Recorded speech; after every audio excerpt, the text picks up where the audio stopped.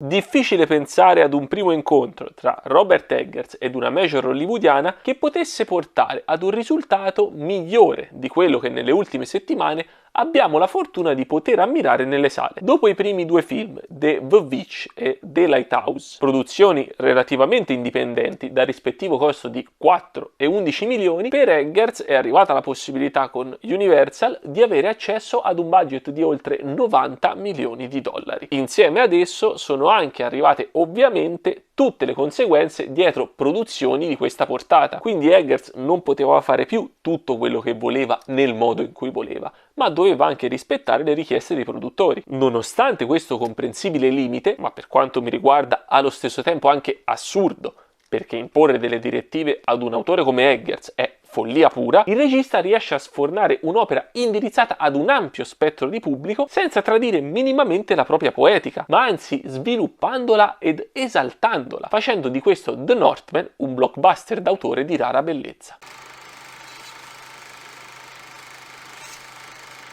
Credo si sia già ampiamente capito, a me The Northman non è piaciuto. Di più, l'ho adorato sotto praticamente ogni punto di vista. Aspettavo questa pellicola da anni, da quando è stata annunciata, e non ne sono rimasto affatto deluso. Amo Robert Eggers come regista ed ho amato i suoi primi due film, anche se secondo me in The Lighthouse era stato commesso un errore abbastanza rilevante, cioè quello di renderlo un film non facilmente accessibile. Mi spiego meglio. È comunque una pellicola che può essere guardata da tutti, perché ha una grandissima forza espressiva, quindi non può lasciare indifferenti. Ma senza delle specifiche conoscenze pregresse su alcuni miti, si arriva alla fine della visione con la sensazione di essersi persi per strada qualcosa di rilevante. In The Northman questo errore è stato corretto, forse anche a causa delle imposizioni dei produttori, scegliendo di rappresentare una storia decisamente più semplice, ma soprattutto è lo stesso film a fornirti gli elementi necessari per poter essere compreso appieno, esattamente come nel primo The Witch. Se sul tipo di narrazione è stato fatto, tra virgolette, un passo indietro, lo stesso non si può dire per alcuni elementi della poetica di Eggers, che sono stati invece spinti oltre a ciò che finora avevamo visto. Mi riferisco in particolare alla cura per la ricostruzione storica, da sempre imprescindibile caratteristica dei film di Eggers. Basti pensare ad esempio a The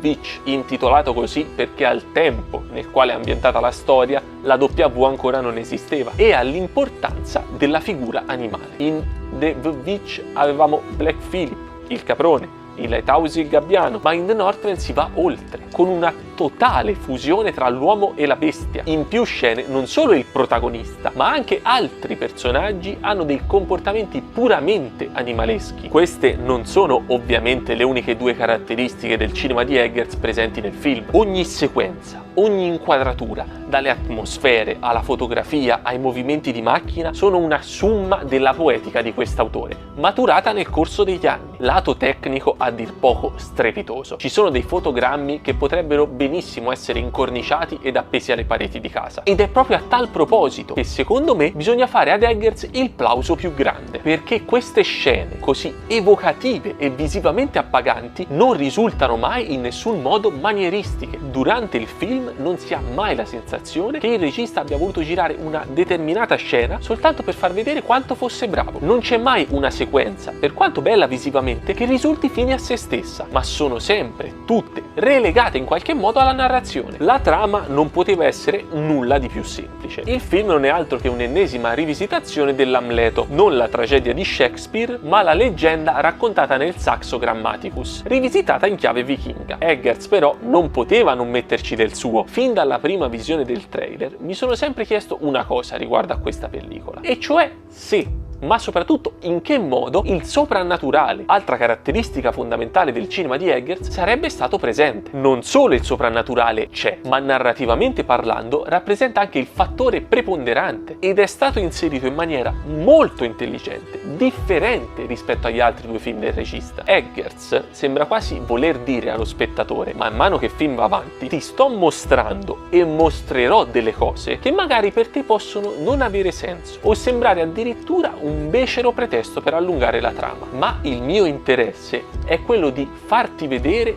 ciò in cui questi personaggi credono. Se per loro quelle cose sono vere, allora lo sono anche per me, e quindi lo devono essere anche per te.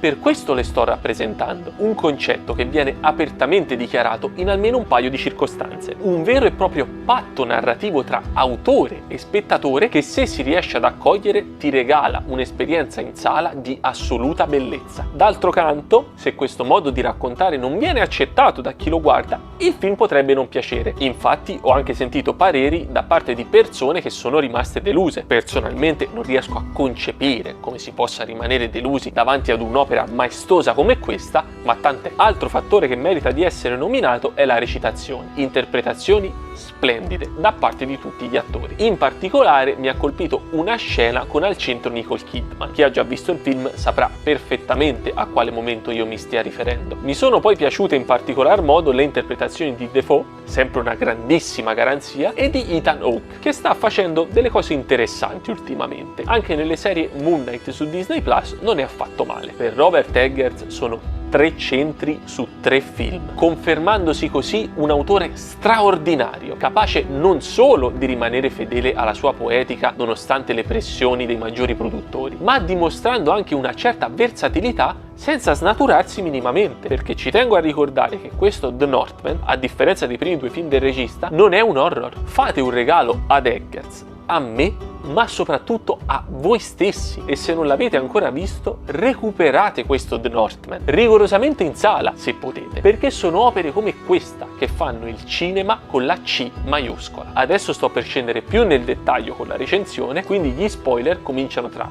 3, 2, 1. Comincerei subito parlando di questo patto narrativo e delle 2 scene che secondo me meglio lo esplicano. La prima, sulla quale mi voglio soffermare, è un dialogo. Verso la fine, in seguito alla prima scena della Valchiria che si dirige con Hamlet verso il Valhalla, il protagonista ha uno scambio di battute con il personaggio di Anya Taylor-Joy, la quale dice: no, non sono una Valchiria, le tue visioni dovranno aspettare. Anche se quella era solo una visione di Hamlet, per lui era vero, quindi lo è anche per noi. Infatti la Valchiria tornerà ad accompagnarlo nel Valhalla alla fine del film e noi potremo addirittura per un breve momento vederne il riflesso negli occhi del protagonista. La scena che però per me meglio esplica questo concetto, e che è anche una delle mie preferite dell'intera pellicola, è quella dello scontro tra Hamlet e l'antico per la lama della notte. Dopo il combattimento nel tumulo vinto dal protagonista grazie all'aiuto della luce della luna, la telecamera ruota lentamente verso la posizione del punto di partenza e vediamo Hamlet immobile davanti al corpo dell'antico, il quale si sgretola immediatamente non appena la lama viene presa dalle sue mani. Quello scontro è avvenuto davvero o era solo nella testa di Hamlet, come se lui si immaginasse di superare una sorta di prova per dimostrare di essere degno della spada? Per rispondere semplicemente a queste domande, penso che rivisitare leggermente una frase detta da Albus Silente nel libro dei doni della morte calzi a pennello. Certo che sta accadendo nella tua testa, Hamlet, ma perché diavolo vorrebbe dire che non sia vero? È esattamente questo il concetto cardine, inscenato in modo sublime, sul quale si basa l'intero film. Se mi viene detto che la lama della notte non può essere estratta di giorno, perché una profezia nella testa di un personaggio ha detto questo e lui ci crede, allora ci credo pure io. Quindi quando Hamlet cerca di combattere con la spada di giorno contro gli uomini di Fjolnir ed è costretto a tenerla nel fodero, io non ci vedo una scena stupida, ma coerenza narrativa. E se Hamlet,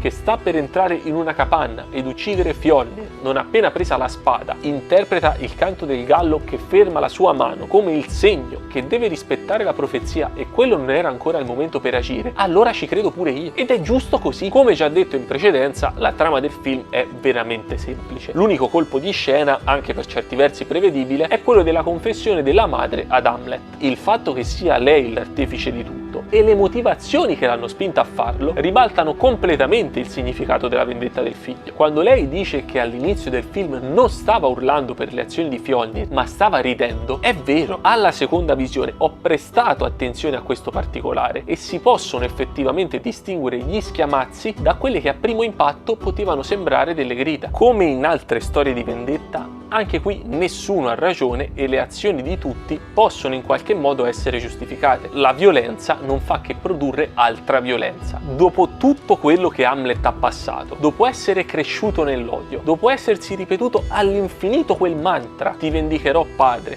ti salverò madre, ti ucciderò Fjolnir. Nonostante le rivelazioni della regina, lui non può sottrarsi al suo destino, non può fuggire con Anya e rinunciare alla vendetta. Farlo sarebbe stato completamente in contrasto con lo sviluppo e la crescita del personaggio. È un po' la stessa cosa che succede ad Ellie in The Last of Us 2 per chi l'ha giocato. Nessuno dei due è in grado di rinunciare alla vendetta pur potendo scegliere tra quello e una vita sicura. Unica differenza tra i due è che Hamlet è ulteriormente incentivato dal proteggere la sua futura famiglia da una possibile controvendetta di Fjolnir. Il modo in cui Anya viene fatta uscire di scena è secondo me l'unico vero difetto del film. Questo "ho dei parenti alle Orcadi", buttato lì un po' così, mi è sembrata una scusa abbastanza frettolosa solo per toglierla di mezzo, ma visto che lo scopo era quello di arrivare a mostrarci uno scontro finale a dir poco memorabile, allora posso anche passarci sopra. Altro piccolissimo difetto che può essere notato è secondo me un leggero calo di ritmo